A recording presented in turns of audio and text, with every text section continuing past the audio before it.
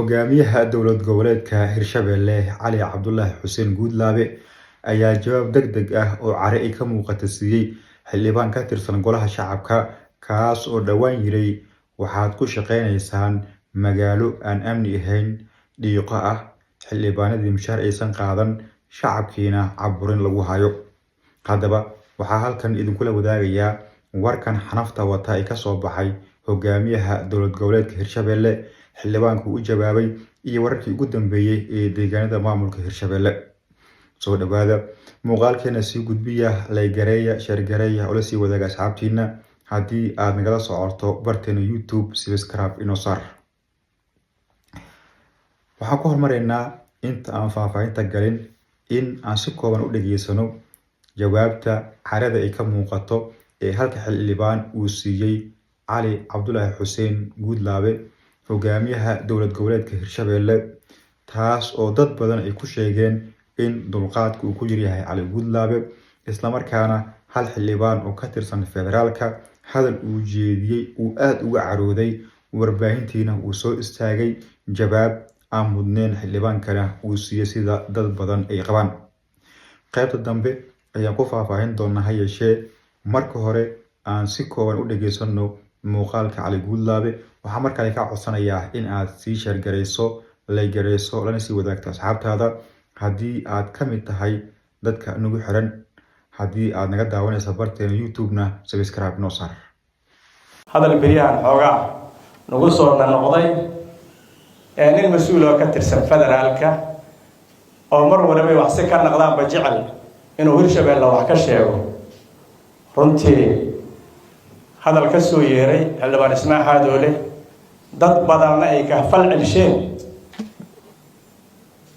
waa hadalkii uu jeediyay hogaamiyaha dowlad goboleedka Hirshabelle ee jawaabta ahayd carada ay ka muuqatay isla markaana uu ugu jawaabayay xildhibaan Ismaaciil Xaadoole oo ka tirsan golaha shacabka ee baarlamaanka Soomaaliya bil ka horna sheegay in Hirshabelle uu la degay Cali Guudlaabe mushaarkii aysan qaadan xildhibaanada magaalada ay tahay magaalo dhiiqa ah oo nadaafad darro ay ka muuqato shacabkii la caburiyay amni aysan ka jirin.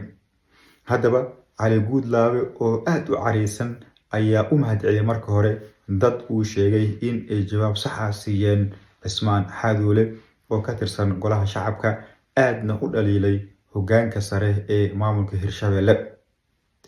Waxa uu yiri waxa uu muuqaalo isaga soo duubaa taleefankiisa gaarka ah marka qaarkood waxa uu u wacdaa warbaahinno si uu u dhaleeceeyo maamulka Hirshabelle. waxa uu ku tilmaamay caadi qaate ama dhuuni raac wax ka waayay maamulka Hirshabelle. ilaa ay hadda lama oga carada intaasi la eg waxa ka keenay Cali Guudlaabe oo ka tirsan madaxda sarsare ee maamulka Hirshabelle amaba ah hoggaanka ugu sareeya ee maamulkaasi. waxaa jira dhaliilo badan oo waayihii dambe dulhabanayay Cali Guudlaabe taas oo ku aadan arrimaha golaha deegaanka degmada Balcad ee gobolka Shabeellaha Dhexe qaabku u maareeyay iyada oo la sheegay inuu qol ku soo xirtay dad asiga ka amar qaata kadibna qaab musuqmaasuq ah arrintaasi loo dhigay in maamulka Hirshabelle amnigiisii faraha uu ka baxay musuqmaasuq uu la degay nin jeclaysi ay ka jirto magaalada iyo qodobo kale. ilaa hadda Xaadoole dhankiisa kama uusan hadlin arrintan ku aadan in uu noqday ninkii ugu horeeyay ee jawaab uu siiyo Cali Guudlaabe oo ka tirsan ama hogaamiyaha dowlad goboleedka Hirshabelle.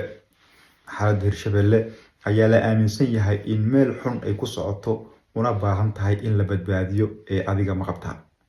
mar kale hadduu ku soo gaaro muuqaalkeena sii gudbi sheergare laygare oo la sii wadaag asxaabtaada.